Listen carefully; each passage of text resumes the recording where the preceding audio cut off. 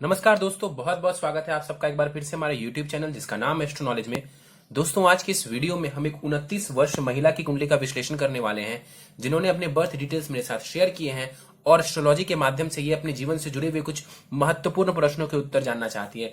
तो निश्चित ही आज इस वीडियो में मैं इनके द्वारा पूछे गए सभी प्रश्नों का उत्तर दूंगा और साथ ही साथ इनकी कुंडली का पूर्ण विश्लेषण भी करूंगा। दोस्तों, इस वीडियो को शुरू करने से पहले हर बार की तरह आप सबसे निवेदन है कि अभी तक आपने हमारे YouTube चैनल एस्ट्रो नॉलेज को सब्सक्राइब नहीं किया है तो आप प्लीज इसे सब्सक्राइब कर दें और बेल आइकन को दबाना ना भूलें। साथ ही साथ दोस्तों, यदि आप सब भी इसी प्रकार अपनी कुंडली का विश्लेषण करवाना चाहते हैं या फिर मुझसे संपर्क करना चाहते हैं तो स्क्रीन पर फ्लैश हो रहे व्हाट्सएप नंबर के ऊपर आप मुझसे संपर्क कर सकते हैं और ज्यादा जानकारी के लिए आप नीचे डिस्क्रिप्शन बॉक्स को भी चेक कर सकते हैं।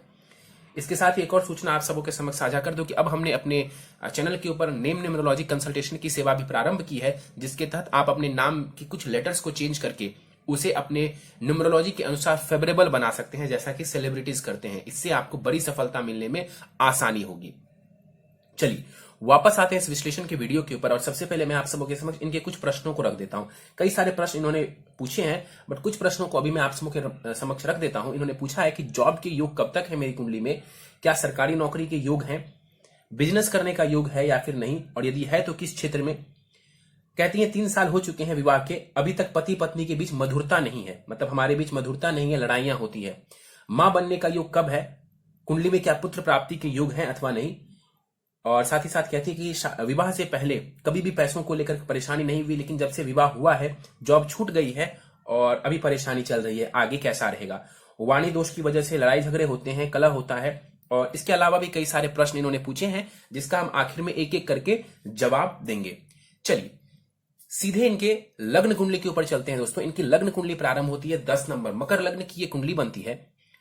और यहां पर देखा जाए लग्न का बल जो है वो अच्छा है, 13 डिग्री का लग्न है, लग्न के पास बलाबल बढ़िया है। और राशि देखी जाए इनकी, लग्न मकर है और राशि देखी जाए इनकी तुला है, क्योंकि चंद्रमा जो है वो तुला राशि में जाकर के विराजमान है।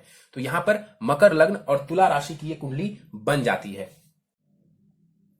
मकर लग्न शनि के द्वारा आधिपत्य किया जाने वाला लग्न, और ऐसे लोग जो है जीवन में मेहनत करें तो खूब आगे बढ़ते हैं, मेहनती होते हैं। आमतौर पर ऐसा देखा गया, मकर लग्न वाले लोग मेहनती होते हैं। और यहां पर देखा जाए लग्नेश शनि कहां जाकर के बैठे हुए हैं तो 12वें घर में। लग्नेश 12वें भाव में जाकर के बैठा हुआ है। यहां पर लग्नेश का 12वें घर में जाकर के बैठना अच्छा नहीं माना जाता है। सिर्फ और सिर्फ एक लाभ यहां पर देते हैं 12वें घर में यदि लग्नेश चला जाए, वो लाभ ये है कि यदि व्यक्ति जन्म स्थान से दूर चला जाता है तो उसे लाभ देखने को मिलेगा। जन्म स्थान से थोड़ी दूरी बना ले तो लाभ देखने की स्थिति मिलती है व्यक्ति के जीवन में। चलिए लग्न के ऊपर चलते हैं। लग्न यहां पर 13 डिग्री का है, बल अच्छा है लग्न के पास। राहु लग्न में विराजमान है, 15 डिग्री का राहु है, बलाबल बहुत है राहु के पास। और यहां पर राहु जो है वो 15 डिग्री के साथ विराजमान है। राहु बैठा हुआ है शनि के भाव में, राहु शनि के भाव में बैठा हुआ है, तो यहां पर शनि के जैसा ही ये रिजल्ट देगा। अब यहां पर देखें तो शनि 12वें घर में वक्री होकर के मृत अवस्था के बैठे हुए हैं, मतलब कि वो थोड़े नेगेटिव हो चुके हैं कुंडली में। तो यहां पर राहु काफी हद तक, राहु का भी जो परिणाम है वो बहुत अच्छा आपको देखने को नहीं मिलेगा। यहां पर बैठा हुआ राहु आपको महत्वाकांक्षी बनाएगा, कंफ्यूजन देगा, कहीं ना कहीं जो है आपको चिड़चिड़ापन दे सकता है। यहां पर बैठा हुआ राहु क्वरल, मतलब कि झगड़े करवा सकता है लोगों के साथ, तो इसका ध्यान रखिए। गलत डिसीजन लेने से बचिए, गलत डिसीजन लेने से बचिए। क्यों मैं कह रहा हूं, क्योंकि राहु भ्रमित करता है, राहु भ्रमित करता है, तो यहां पर गलत डिसीजन लेने से बचें। लग्नेश यानी कि जिसके घर में राहु बैठा हुआ है, उसका स्वामी शनि अच्छी स्थिति में नहीं है, तो डिसीजन सोच समझ करके आप लिया कीजिए, ताकि आपको आगे कहीं जाकर के परेशानी ना झेलनी पड़े। राहु के पास बलाबल बढ़िया है, इसकी दृष्टि पड़ेगी पंचम भाव के ऊपर, उच्च की दृष्टि पड़ेगी, तो शिक्षा वगैरह में थोड़ा बहुत लाभ करवा देंगे। जुगाड़ू प्रवृत्ति का राहु आपको बनाएगा। लग्न में राहु है, पंचम भाव के ऊपर दृष्टि पड़ रही है उच्च की, जुगाड़ू प्रवृत्ति का बनाएगा। कहीं ना कहीं आपके कार्य इस तरीके से नहीं बनते, तो उस तरीके से आप चाहें तो काम निकलवा सकती हैं। राहु की दृष्टि पड़ेगी कुंडली के यहां पर सप्तम भाव के ऊपर, चंद्रमा के घर को देखेंगे, शत्रु के घर को देखेंगे, यहां पर वैवाहिक जीवन में परेशानी और कलह की स्थिति देंगे। राहु की दृष्टि पड़ेगी कुंडली के भाग्य स्थान के ऊपर, मित्रवत दृष्टि है, यात्राएं करवा सकते हैं, यात्राओं से छोटा मोटा लाभ ये राहु दे सकता है। पिता के साथ संबंधों को ठीक से रखें, क्योंकि राहु की दृष्टि नवम भाव के ऊपर पड़ रही है, तो कई बार पिता की बातों को मानने से इनकार ऐसे लोग कर देते हैं। आगे बढ़ते हैं, चलते हैं मंगल के ऊपर। 0 डिग्री का मंगल है, यहां पर अपने घर में विराजमान है, लेकिन 0 डिग्री का है, बल बहुत कम है, ना के बराबर है। लेकिन यहां पर मंगल जो बैठा है वो रुचक नामक महापुरुष योग बनाकर बैठा है। रोचक महापुरुष योग चतुर्थ भाव में बन रहा है। मंगल इस कुंडली में कौन है आपको बता दूं, सुखेश है और लाभेश है। इस कुंडली में वो अच्छे घरों के मालिक हैं, लेकिन चूंकि शनि के मित्र नहीं है तो उनको एक समग्रह की उपाधि दी जाएगी। ना वो मारक कहलाएंगे ना वो कारक कहलाएंगे। अब मंगल चतुर्थ भाव में अपने ही घर में विराजमान है, रोचक महापुरुष योग बन गया। क्या लाभ, यहां पर बैठा हुआ मंगल जो है आपको लाभ की स्थिति करवा देंगे। किन चीजों में, तो प्रॉपर्टी के मामले में, भूमि भवन वाहन, इन सब का ये योग मंगल देने वाला होगा। हो सकता है तो माता के साथ संबंध भी अच्छा कर दे, क्योंकि रोचक महापुरुष योग चतुर्थ भाव में बन रहा है, तो ये स्थिति बढ़िया है। यहां पर माता से लाभ भी आप ले सकती हैं, उसकी स्थिति बढ़िया नजर आ रही है।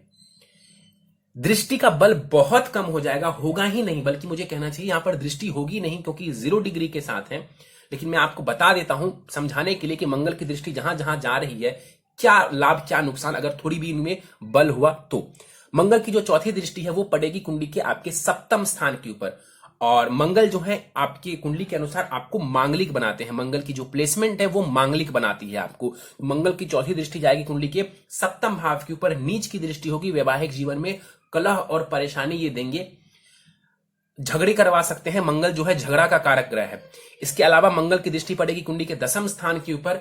करियर में ये आपको थोड़ा बहुत लाभ करवा सकते हैं, करियर में आपको कहीं ना कहीं बल दे सकते हैं कि आप मेहनत करिए और उसमें सफलता दे सकते हैं। और मंगल की अष्टम दृष्टि बहुत ही बढ़िया होगी। मंगल की दृष्टि जाएगी लाभ स्थान के ऊपर, ये लाभ में वृद्धि कर देगा, लेकिन दृष्टि का बल बहुत कम है। चलिए शुक्र के ऊपर चलते हैं। शुक्र 16 डिग्री का है, उच्च का माफ करिए स्वग्रही है। यहां पर शुक्र 16 डिग्री के शुक्र है, स्वग्रही है, यहां पर अपने ही घर में बैठे हुए हैं और बलाबल पूरा है शुक्र के पास। शुक्र इस कुंडली में कौन है, तो शुक्र इस कुंडली का सबसे योग कारक ग्रह है, यानी कि वो त्रिकोण के भी मालिक ग्रह है, शिक्षा संतान लव रोमांस के स्वामी ग्रह हैं और करियर भाव का भी स्वामी ग्रह बनता है शुक्र। और यहां पर पंचम भाव में केंद्र त्रिकोण राजयोग बना करके, 10वें भाव से केंद्र त्रिकोण राजयोग बना करके बैठा हुआ है। स्थिति बढ़िया है शुक्र की यहां पर। और ये शुक्र आपको संतान संबंधित लाभ देने वाला होगा। ये शुक्र आपको चाहे तो एजुकेशन शिक्षा से, खास करके क्रिएटिव फील्ड से, क्योंकि शुक्र जो है क्रिएटिव फील्ड को बहुत दर्शाता है, तो क्रिएटिव फील्ड वगैरह से जुड़ करके आप बहुत ज्यादा लाभ उठा सकती हैं। यहां पर बैठा हुआ शुक्र संतान के साथ आपके संबंधों को बहुत ही बढ़िया रखेगा, बहुत ही बढ़िया करेगा। यहां पर देखा जाए शुक्र आपके जॉब में बहुत फेवर करने वाले हैं। शुक्र की दृष्टि लाभ स्थान के ऊपर जाएगी, आपके लाभ में वृद्धि कर देगा। जो शिक्षा आपने प्राप्त की है आपको उससे लाभ करवा देंगे, संतति से भी आपको लाभ ये शुक्र करवा देगा। चलिए आगे बढ़ते हैं, चलते हैं कुंडली के छठे भाव की तरफ। 3 ग्रह बुध गुरु और सूर्य यहां पर विराजमान है। सूर्य 17 डिग्री का है, 18 डिग्री के बुध हैं और 26 डिग्री का गुरु है। सूर्य के निकट आ जाने के कारण बुध और गुरु यहां पर अस्त के माने जाएंगे, तो उनका जो बल है वो थोड़ा कम हो जाएगा, दृष्टि का बल नहीं होगा उनके पास। सूर्य की बात कर लेते हैं सबसे पहले। सूर्य यहां पर 17 डिग्री के साथ अच्छे बलाबल के साथ बैठे हुए हैं। सूर्य इस कुंडली में कौन है, तो अष्टमेश है। अष्टमेश है जाकर के छठे भाव में बैठा हुआ है। सबसे पहले मैं आपको बता दूं ये विपरीत राज्यों की एक कंडीशन लागू हो गई, लेकिन विपरीत राज्यों कहेंगे नहीं सूर्य का। क्यों नहीं कहेंगे, यदि आप पूछते हैं कि सर विपरीत राज्यों क्यों नहीं बना सूर्य का, क्यों नहीं बनेगा, इसलिए नहीं बनेगा क्योंकि शनि जो है वो पावरफुल नहीं है आपकी कुंडली में। शनि बहुत अच्छे नहीं है आपकी कुंडली में, उनकी प्लेसमेंट ही गलत हो गई, इसलिए विपरीत राज्यों की स्थिति इस कुंडली में लागू नहीं हो पाएगी। यहां पर बैठा हुआ सूर्य फिर भी जो है आपको लाभ करवा देगा, कंपटीशन वगैरह में सफलता दिलवा देगा और शत्रुओं के ऊपर आपको विजय दिलवा देंगे। सूर्य छठे भाव में, सूर्य कारक हो जाते हैं, बुध के घर में बैठे हुए हैं, लाभ करवा देंगे, कंपटीशन वगैरह में सफलता दिलवा देंगे। जॉब वगैरह चाहती हैं, सरकारी नौकरी चाहती हैं, उसमें भी ये सूर्य आपको लाभ करवाने वाले होंगे। तो यहां पर सूर्य से कुछ लाभ आप ले सकती हैं। सूर्य इस भाव में बैठे हुए, नेत्र का ध्यान रखिए, हड्डियों का ध्यान रखिए, उन सब में ये परेशानी सूर्य देवता दे सकते हैं। सूर्य की दृष्टि जाएगी कुंडली के 12वें घर के ऊपर, खर्च भाव के ऊपर, अस्पताल भाव के ऊपर, तो यहां पर मित्रवत दृष्टि होगी। बस यही बोलूंगा कि यहां पर जो है सूर्य दृष्टि डाल रहे हैं तो विदेश की यात्राएं करवा सकते हैं। सूर्य की दृष्टि जो है आपको नेत्र में चश्मा लगवा सकती है, उसका ध्यान रखें। चलिए आगे बढ़ते हैं। बुध और गुरु यहां पर एक साथ विराजमान है छठे भाव में, और बुध के ऊपर चले तो यहां पर छठे भाव का स्वामी ग्रह बुध छठे भाव में ही मौजूद है। यह भी एक प्रकार का विपरीत राजयोग जरूर है, लेकिन मैंने आपको बताया कि काफी हद तक जो है यहां पर विपरीत राजयोग बन तो रहा है, लेकिन शनि की प्लेसमेंट अच्छी नहीं होने की वजह से उसके रिजल्ट्स आपको नहीं मिलेंगे। दूसरा, यहां पर जो बुध है वो अस्त की स्थिति में है, तो बुध के पास जो बलाबल है वो कम हो जाएगा। बुध सूर्य का यहां पर बुधादित्य योग बन रहा है और इस वजह से आपको टीचिंग वगैरह के क्षेत्र में थोड़ा लाभ की स्थिति देखने को मिल जाएगा। चलिए बुध देखें यहां पर बैठा हुआ है, क्या लाभ देगा। सबसे पहले तो ये शत्रुओं के ऊपर विजय दिलवाएगा, कंपटीशन में सफलता दिलवाएगा, जॉब में आपको लाभ दे सकता है। बलाबल पूरा है बुध के पास, अस्त होने के कारण इनके जो रिजल्ट्स है उसमें काफी कमी आ जाएगी। यहां पर इनकी दृष्टि नहीं होगी। बुध यहां पर षष्ठेश भी बनते हैं। स्किन डिजीज का ध्यान रखिए, चर्म रोग का ध्यान रखिए आप। इसके अलावा नर्व्स का भी ध्यान रखिए। गुरु के ऊपर चलते हैं। 26 डिग्री का गुरु है, यहां पर मृत अवस्था का है गुरु। इस कुंडली में गुरु कौन है? इस कुंडली में गुरु कौन है आपको बता दूं तो तृतीयेश है, और साथ ही साथ आपकी कुंडली के अनुसार वो द्वादशेश भी है। गुरु यहां पर देखा जाए छोटे भाई बहन कम्युनिकेशन भाव के स्वामी ग्रह होकर के छठे भाव में आकर के बैठे हुए, ये अच्छी स्थिति नहीं है छोटे भाई बहन के साथ संबंधों के लिए। और दूसरा यहां पर जो है कम्युनिकेशन स्किल्स के लिए गुरु का छठे भाव में बैठना, अस्त का हो जाना, मृत का हो जाना, ये बहुत अच्छी स्थिति नहीं है। और यहां पर देखा जाए तो गुरु के पास दृष्टि का बल नहीं होगा। गुरु यहां पर बैठे हुए पेट संबंधित, लिवर संबंधित चीजों का ध्यान रखिए, अपने पाचन तंत्र का ध्यान रखिए। गुरु और सूर्य छठे भाव में बैठे हुए हैं, डाइजेशन में ये परेशानी कई बार दे देते हैं। बुध के बारे में बता दो, बुध आपके भाग्येश बनते हैं। भाग्येश बुध जाकर के छठे भाव में विराजमान है, अस्त का है। कहीं ना कहीं आपका भाग्य आपका साथ नहीं दे रहा, आपका भाग्य आपका साथ नहीं दे रहा है। मेहनत थोड़ी ज्यादा करती हैं, एफर्ट्स ज्यादा लगते हैं, लेकिन उस अनुसार आपको रिजल्ट नहीं मिलता, मतलब भाग्य का सपोर्ट कम मिल रहा है आपको। उसके भी उपाय मैं आपको बता दूंगा, क्योंकि बुध भाग्येश है, उसको बल देना, उसको पावरफुल करना जरूरी है आपके लिए। बुध और गुरु का यहां पर दृष्टि का कोई भी रिजल्ट आपको देखने को नहीं मिलेगा। केतु के ऊपर चलते हैं। केतु यहां पर देखा जाए सप्तम भाव में विराजमान है, 15 डिग्री का केतु है। और वैवाहिक जीवन में जो परेशानी है उसके पीछे का सबसे बड़ा कारण यही है, केतु सप्तम भाव में विराजमान है और राहु की दृष्टि पड़ रही है। हालांकि मंगल भी आपको मांगलिक बना रहे हैं और उसकी भी दृष्टि काफी हद तक नुकसान पहुंचा रही है। तो यहां पर केतु सप्तम भाव में जब भी केतु बैठते हैं तो मैरिटल लाइफ में कहीं ना कहीं परेशानी देते हैं, कहीं ना कहीं परेशानी तो नजर आ जाती है। अब कुंडली बहुत अच्छे से मिलान हो जाए तो परेशानी कम होगी, कुंडली मिलान ठीक से नहीं हो तो परेशानी ज्यादा होगी। यहां पर केतु देखिए तो चंद्रमा के घर में बैठा हुआ है। चंद्रमा की स्थिति बहुत खराब तो नहीं नजर आ रही है, लेकिन चंद्रमा के मध्यम दोष में है। चंद्रमा केंद्र में बैठा हुआ है, ये अच्छी बात है, लेकिन चंद्रमा अकेले है, ना आगे कोई ग्रह है ना पीछे कोई ग्रह है, तो चंद्रमा के मध्यम दोष में मौजूद है, तो वो भी पीड़ित है वहां पर। हालांकि यहां पर जो केतु बैठे हुए हैं ये वैवाहिक जीवन में परेशानी देते ही देते हैं। सप्तम भाव का केतु किसी भी कुंडली में आप निकाल करके देख लें, यदि बाकी ग्रहों की स्थिति बहुत ज्यादा सपोर्टिव नहीं हुई, कुंडली मिलान ठीक से नहीं हुआ, परेशानी नजर आएगी। बल कम नहीं है, लेकिन यहां पर केतु नेगेटिव है और आपकी मैरिटल लाइफ में ये परेशानी, पति से अलग करने की कोशिश ये आपको करेंगे। तो उसके लिए उपाय वगैरह करना जरूरी है। और कहीं ना कहीं यदि आपने कुंडली मिलान करके विवाह किया होगा तब तो परेशानी थोड़ी कम होनी चाहिए, अदरवाइज तो परेशानी ये देने वाले हैं। क्योंकि केतु यहां बैठा है, राहु की दृष्टि पड़ रही है, मंगल की दृष्टि पड़ रही है, चंद्रमा जो कि इस भाव का स्वामी ग्रह है वो केमद्रम दोष में है, तो वैवाहिक जीवन को लेकर के परेशानी तो नजर आ रही है।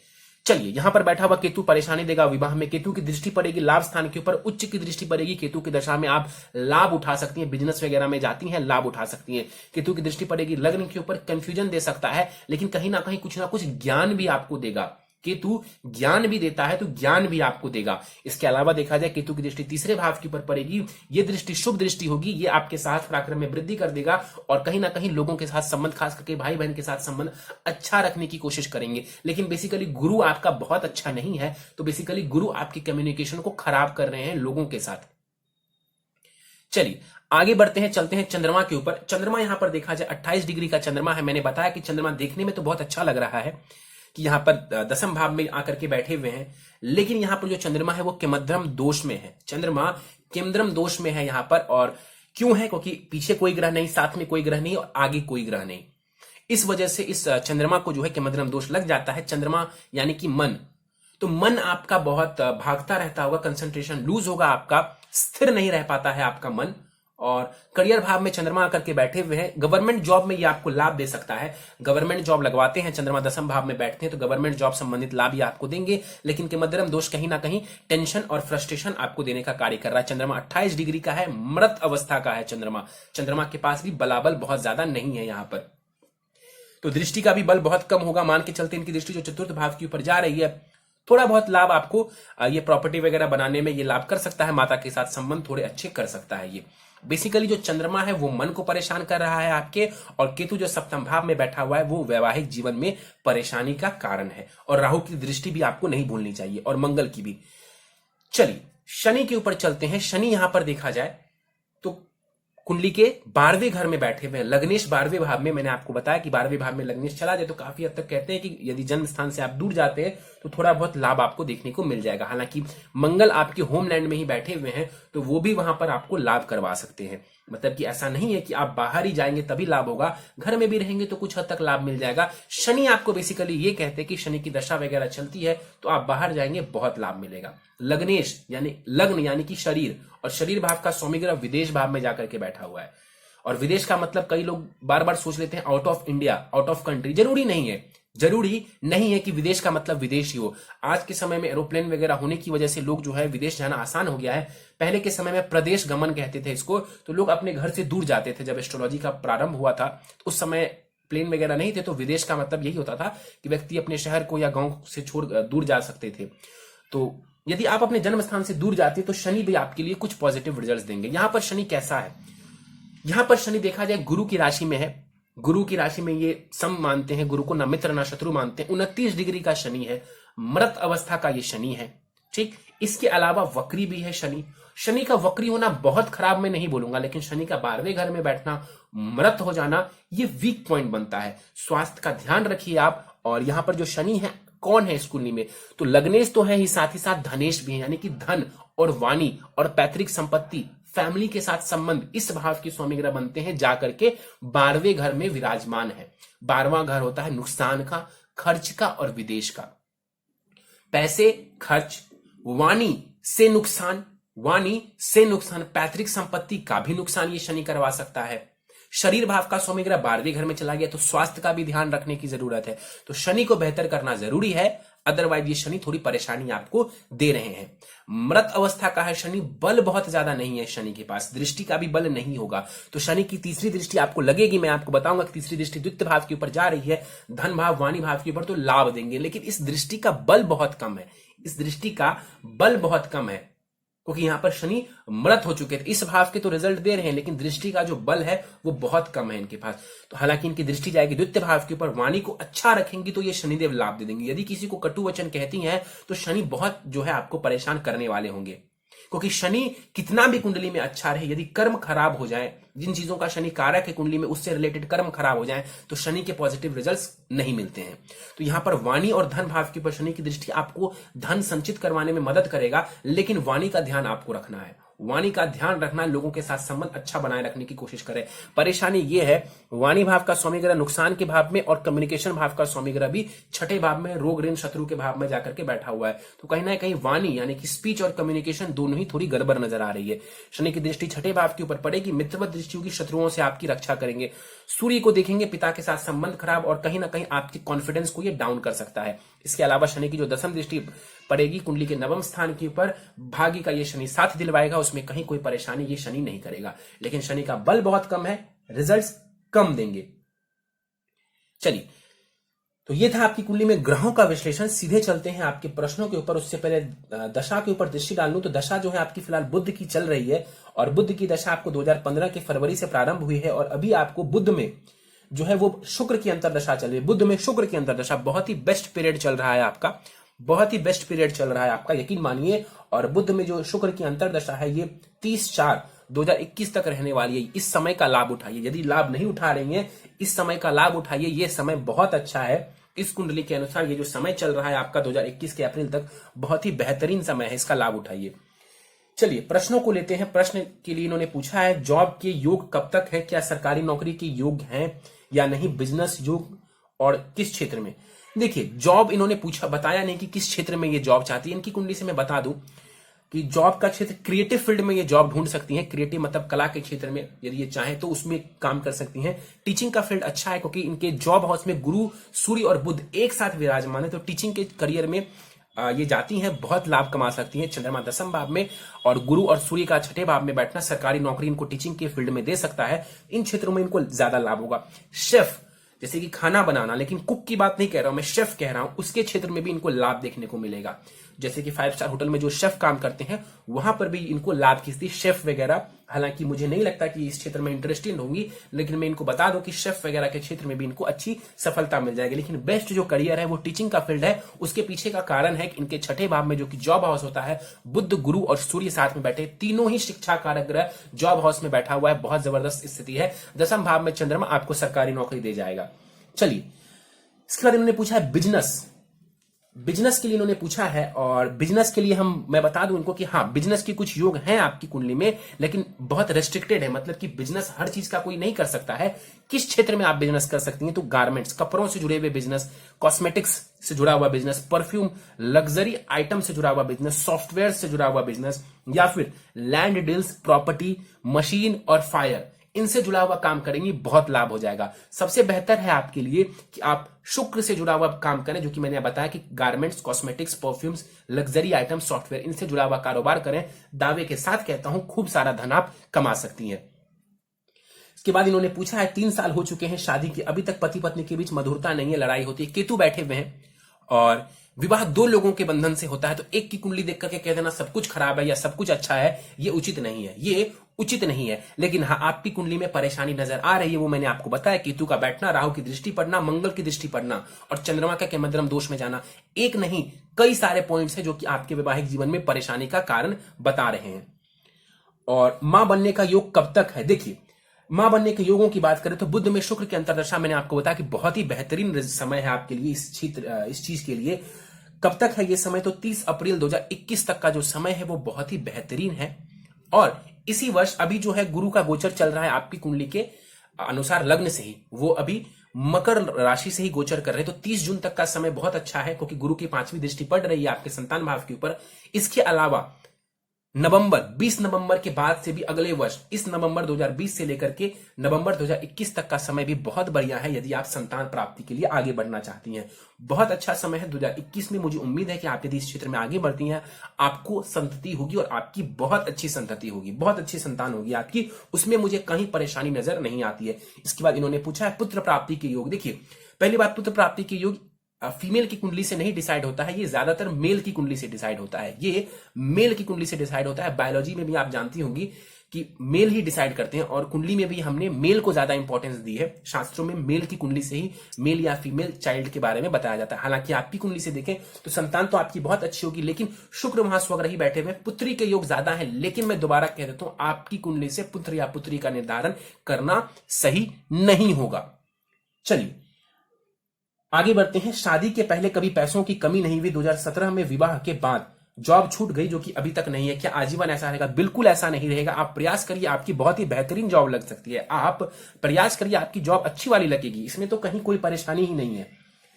आजीवन ऐसा क्यों रहेगा? बिल्कुल नहीं रहेगा। उपाय करेंगी, निश्चित रूप से आपकी जॉब लग जाएगी, कहीं इसमें परेशानी दिक्कत नहीं। अगले वर्ष आपकी जॉब भी लगने वाली है और आपको संतति भी होने वाली है। उपाय कर लीजिए, निश्चित रूप से आपको लाभ मिलेगा। चलिए, वाणी दोष के कारण अपने पति और परिवार से कलह होता है, इसका उपाय। बिल्कुल मैं आपको उपाय बताऊंगा। कारण क्या है? तो शनिदेव जाकर के बैठे हुए हैं नुकसान के भाव में, नुकसान दे रहे हैं आपको, और आप जितना नहीं संभलेंगी, जितना ज्यादा नहीं संभलेंगी, नुकसान बढ़ता चला जाएगा। राहु लग्न में आपको वैसे ही फ्रस्ट्रेशन दे रहा है, वाणी आप खराब कर रही हैं। कम्युनिकेशन भाव के स्वामी ग्रह गड्ढे में बैठे हुए हैं, परेशानी साफ साफ है। उपाय मैं आपको बता दूंगा। कुंडली के मजबूत और कमजोर ग्रह मैंने एक एक करके बताया। जो मजबूत ग्रह हैं वो तो मैं आपको बता रहा हूं कि शुक्र सबसे अच्छा है आपकी कुंडली में। शुक्र और मंगल की स्थिति अच्छी है आपकी कुंडली में, जो सूर्य को कुछ ज्यादा करने की जरूरत नहीं है। बाकी जो ग्रह हैं जो आपके लिए इंपॉर्टेंट है और वो वीक है या नेगेटिव है, उसके उपाय मैं आपको बताने वाला हूं। तो उपाय आप ध्यान से करें। इष्ट देव आपने पूछा है, शुक्र आपके इष्ट देव है, मैं आपको बता दूं। और शुक्र देव के लिए आप माता रानी की पूजा उपासना, किसी भी देवी की उपासना कर सकती हैं। मां लक्ष्मी की उपासना से आपको बहुत लाभ होगा। इसके बाद इन्होंने पूछा है भूमि, वाहन, घर के योग हैं, निश्चित है, 100% है। मंगल रोचक महापुरुष योग बना रहा है। आप निश्चित रूप से भूमि लेंगी, वाहन लेंगी, मकान लेंगी, इन सब चीजों को का सुख भोगने वाली होंगी। इसमें कहीं कोई परेशानी मुझे नजर नहीं आती है आपकी कुंडली को देख करके। इसकी चिंता आप दूर कर लीजिए। इसके बाद इन्होंने पूछा है क्या ससुराल पक्ष से मेरे संबंध कभी सुधरेंगे अथवा नहीं। देखिए, ससुराल पक्ष यानी कि कुंडली का अष्टम भाव से हम देखते हैं ससुराल पक्ष को, और इसके स्वामी ग्रह सूर्य बनते हैं छठे भाव में जाकर के बैठे हुए। मैंने बताया कि सूर्य यहां पर विपरीत राजयोग की स्थिति में नहीं आएगा। सूर्य यहां पर विपरीत राजयोग की स्थिति में नहीं आएगा, ये मैंने आपको बताया। तो ससुराल पक्ष के भाव में के स्वामी ग्रह जो सूर्य है उसके ऊपर शनि की दृष्टि पड़ रही है, ये वीक पॉइंट बनता है। इसके अलावा छठा भाव होता है दुश्मन का। दुश्मन के साथ क्या करते हैं, झगड़ा, ससुराल पक्ष के साथ झगड़े हो रहे हैं आपके, तो ये परेशानी नजर आ रही है। और मुझे लगता है कि जो उपाय मैं आपको देने वाला हूं उससे काफी, जैसे ही आपकी वाणी बेहतर होगी, कम्युनिकेशन स्किल्स बेहतर होगा, निश्चित रूप से संबंध आपके बेहतर होते चले जाएंगे। नवग्रह के लिए उपाय करना सही नहीं है, 3-4 ग्रह को पकड़िए, उसके उपाय करिए, काम बन जाएगा आपका। इसके बाद इन्होंने पूछा है, मेरे पिता से संबंध मधुर नहीं है, मेरे छोटे भाई बहन के साथ संबंध कैसे रहेंगे। पिता के साथ संबंधों के लिए देखें, यहां पर जो सूर्य बैठे हुए हैं उसकी स्थिति बहुत अच्छी नहीं है, और यहां पर शनि की दृष्टि पड़ना सूर्य के ऊपर, ये वीक पॉइंट बनता है। नवम भाव से भी पिता को देखते हैं और दसम भाव से भी पिता को देखते हैं, लेकिन नवम भाव से देखें तो उसके स्वामी ग्रह जो बुध है वो यहां पर छठे भाव में बैठे हुए हैं, तो ये भी वीक पॉइंट बनता है। लेकिन बेसिकली सूर्य के ऊपर शनि की दृष्टि और सूर्य का छठे भाव में बैठना, ये वीक पॉइंट बनता है। पिता के लिए हम नवम भाव को भी देखते हैं, दसम भाव को भी देखते हैं। जो लोग डाउट में है, मैं आपको समझा दूं कि नवम भाव से पिता की द्वारा दी गई टीचिंग्स को देखते हैं, नवम भाव से पिता के द्वारा दी गई टीचिंग्स को देखते हैं, और दसम भाव से ओवरऑल पिता के साथ संबंधों को देखते हैं। चलिए, इसके बाद इन्होंने पूछा है कि मेरे छोटे भाई बहन के, यदि भाई बहन छोटे हैं तो कम्युनिकेशन भाव जो है तीसरा जो है यही होता है छोटे भाई बहन का। बड़े भाई बहन के लिए हम 11वें घर को देखते हैं, छोटे भाई बहन को हम तीसरे भाव से देखते हैं। उसके स्वामी ग्रह गुरु छठे भाव में बैठे हुए हैं, अस्त के हैं, वीक पॉइंट बनता है। चलिए, इसके बाद इन्होंने पूछा है, मेरे पति का स्वास्थ्य अच्छा नहीं रहता है, क्या हमेशा ऐसा रहेगा। देखिए, पति का स्वास्थ्य पति की कुंडली से ज्यादा मैं अच्छे से बता सकता हूं, इस कुंडली से पति का स्वास्थ्य बताना मुश्किल है। लेकिन केतु की वहां पर जो प्लेसमेंट है, राहु की दृष्टि है, मंगल की नीच की दृष्टि है, ये भी कहीं ना कहीं बता रहा है कि कुछ ना कुछ परेशानी आपके मैरिटल लाइफ में रहेगा। और पति के स्वास्थ्य, पति के जो आयु का भाव होता है वो होता है आपकी कुंडली का द्वितीय भाव। आपकी कुंडली का द्वितीय भाव आपके पति का आयु भाव होता है। तो इसके स्वामी ग्रह शनि बनते हैं, नुकसान के भाव में जाकर के बैठे हुए हैं, तो स्वास्थ्य की भी हानि कर रहे हैं ये, तो उसको भी लेकर के, हालांकि उनकी कुंडली से ये ज्यादा स्पष्ट होगा, लेकिन आपकी कुंडली में ऐसे योग हैं जहां पर परेशानी नजर आ रही है। इसके बाद इन्होंने पूछा है, मुझे लाइफ में हस्बैंड, जॉब और बेबी, ये तीनों चीजें चाहिए, पर मैं कंफ्यूज्ड हूं कि मैं मेरी लाइफ में पहला स्टेप क्या लूं, मेरा मार्गदर्शन करें। देखिए, आप अभी 29 वर्ष की हैं, आप मैरिड हैं, और आपने बताया कि फिलहाल आप जो है परेशानी चल रही है आपके मैरिटल लाइफ में। सबसे पहले आप अपने वैवाहिक जीवन को ठीक करिए, सबसे पहले आप वैवाहिक जीवन को ठीक करिए जितनी जल्दी से जल्दी हो सके, और ये समय आपको उसमें लाभ दे रहा है। जॉब तो फिर मिल जाएगी आपको, लेकिन वैवाहिक जीवन को ठीक करिए प्रथम। दूसरा, आप जाइए संतान में, संतान की भी का जो समय है, वो संतति का जो समय है वो आ चुका है, आप संतति प्राप्ति के लिए आगे बढ़िए। जॉब की जहां तक बात है वो आपकी लगने वाली है, उसको लेकर के परेशान मत होइए। मैं कहता हूं संतति में भी परेशानी की कोई बात नहीं है, संतान संबंधित परेशानी है ही नहीं आपकी कुंडली में। विवाह में परेशानी है, उसको टॉप प्रायोरिटी रखिए अपने जीवन में। उसके लिए जो भी करना पड़े, प्रैक्टिकली, एस्ट्रोलॉजिकली जो भी करना पड़े करिए, जो भी कुछ करना पड़े करिए। हस्बैंड को प्रायोरिटी दीजिए, अपने वैवाहिक जीवन को फिलहाल के लिए आप प्रायोरिटी दीजिए। चलिए, इसके बाद इन्होंने उपाय के बारे में पूछा, रत्न जाप और उपाय बताएं, वो मैं बताने वाला हूं। उसके पहले इनकी नवमांश कुंडली मेरे समक्ष है, उसके भी कुछ पॉइंट्स मैं आपको समझा देता हूं जिससे कि स्थितियां और क्लियर हो सके।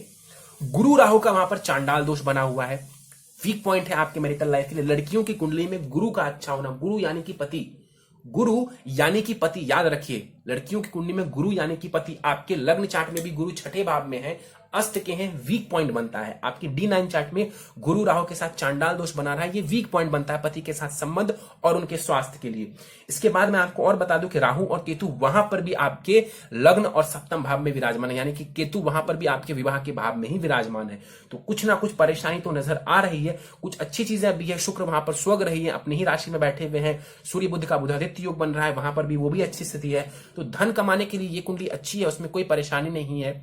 आप जॉब वगैरह करिए, उसमें कोई दिक्कत नहीं है। मैरिटल लाइफ में जो कमी है, जो परेशानी है, उसको उपाय करके और अपनी सूझबूझ से उपाय भी करेंगी और सूझबूझ भी दिखाएंगी, तब जाकर के चीजें बेहतर होने लगेंगी। सिर्फ उपाय कर लेने से और अपनी आदतों में बदलाव नहीं करेंगी तो परेशानी बनी रहेगी, कुछ ना कुछ परेशानी बनी रहेगी। तो अपने व्यवहार में भी थोड़ा परिवर्तन लाइए। क्यों कह रहा हूं? क्योंकि राहु लग्न में बैठा हुआ है, तो व्यवहार में भी परेशानी है। वाणी आपकी, आपने खुद ही एक्सेप्ट किया कि आपकी वाणी थोड़ी सी कटु है, और कटुता जो वाणी में है वो शनि के कारण है, तो वाणी से जो है आपको नुकसान की स्थिति देखने को जीवन में मिल रही है। उपाय करेंगे, लाभ होगा। साथ ही साथ प्रैक्टिकली भी अपने आप में बदलाव की कोशिश करें। सीधे उपाय पर चलते हैं। पन्ना रत्न धारण करना है आपको। 7 सवा 7 रत्ती का पन्ना अपने दाहिने हाथ की सबसे छोटी उंगली में शुक्ल पक्ष के बुधवार के प्रातः काल को धारण करना है। चांदी अथवा सोने की अंगूठी जिसमें आप चाहें उसमें धारण करें। एक्सप्लेन कर देता हूं, बहुत से लोग शायद सोचते होंगे कि बुध यहां छठे भाव में बैठा हुआ है, फिर भी क्यों रेकमेंड कर रहा हूं। सबसे पहली बात है, बुध यहां सो रही है। दूसरा, यहां पर बुध अस्त के हैं। बुध आपके भाग्येश हैं। आप बेफिक्र होकर के पन्ना रत्न धारण करिए, कोई परेशानी नहीं होगी, सिर्फ और सिर्फ आपका लाभ होगा, भाग्य का साथ मिलेगा और जो आने वाला समय है ये आपको बहुत लाभ पहुंचाएगा। चलिए, किमद्रम दोष निवारण पूजा। चंद्रमा किमद्रम दोष में किसी ब्राह्मण के द्वारा किमद्रम दोष निवारण पूजा करवा सकती है। नहीं, किसी कारणवश नहीं करवा सकती हैं, कोई बात नहीं है। आप नित्य ओम सोम सोमाय नमः, ओम सोम सोमाय नमः चंद्रमा का मंत्र है, इसके 108 बार जाप करेंगी। इसके अलावा हर सोमवार शिवलिंग के ऊपर जल दूध से अभिषेक करेंगी और ओम नमः शिवाय का जाप करती रहेंगी। अगला उपाय है, गणेश जी की खूब पूजा आराधना करिए। बुध की दशा चल रही है, गणेश जी की पूजा आराधना करिए। और केतु के लिए भी हम गणेश जी की पूजा आराधना करते हैं, तो गणेश जी की पूजा आराधना से आपका वैवाहिक जीवन भी बेहतर होगा, ये भी आप जान लीजिए। तो गणेश जी की पूजा आराधना करें और नित्य गणेश चालीसा पढ़ें। आरती वगैरह भी कर सकती हैं और भी मंत्र जाप कर सकती हैं, कुछ भी करें, लेकिन किसी भी रूप में गणेश जी की पूजा आराधना करें। गणेश चालीसा आप पढ़ेंगी, बहुत लाभ होगा। शुक्र आपकी इष्ट देव है, मां देवी की आराधना किसी भी रूप में आप करेंगे, लाभ होगा। इसके अलावा मैं आपको बता दूं कि विवाह संबंधित सभी प्रकार की परेशानियों को दूर करने के लिए भी आपको शिव जी और गणेश जी की ही पूजा आराधना करनी है। शिव जी और गणेश जी की पूजा आराधना से आपके वैवाहिक जीवन की परेशानियां धीरे धीरे खत्म होने लगेंगी। और आपके लिए आखिरी उपाय है, गले में एक 7 मुखी रुद्राक्ष और जो है नित्य ओम शन शनिश्चराय नमः इस मंत्र का 3 माला जाप करेंगी। गले में 7 मुखी रुद्राक्ष लाल धागे में करके शुक्ल पक्ष के सोमवार की प्रातः काल को अपने इस गले में धारण करेंगी और नित्य ओम शन शनिश्चराय नमः इस मंत्र का 3 माला जाप करना है। इससे आपका स्वास्थ्य बेहतर होगा, आपकी वाणी भी बेहतर होती चली जाएगी और कहीं ना कहीं आपको लाभ की स्थिति देखने को मिलेगी। चलिए, तो दोस्तों ये था इस 29 वर्ष महिला की कुंडली का विश्लेषण। मुझे उम्मीद है कि आपको हमारा यह कुंडली विश्लेषण का वीडियो पसंद आया होगा। यदि वीडियो पसंद आया तो आप इसे लाइक करें, शेयर करें। अभी तक आपने हमारा YouTube channel astro knowledge subscribe नहीं किया है तो आप प्लीज इसे सब्सक्राइब कर दें और बेल आइकन को दबाना ना भूलें। साथ ही साथ दोस्तों, यदि आप सब इसी प्रकार अपनी कुंडली का विश्लेषण करवाना चाहते हैं या फिर मुझसे संपर्क करना चाहते हैं तो स्क्रीन पर फ्लैश हो रहे व्हाट्सएप नंबर के ऊपर आप मुझसे संपर्क कर सकते हैं और ज्यादा जानकारी के लिए आप नीचे डिस्क्रिप्शन बॉक्स को भी चेक कर सकते हैं। दोस्तों, इस वीडियो में फिलहाल इतना ही। आप सबका बहुत बहुत धन्यवाद।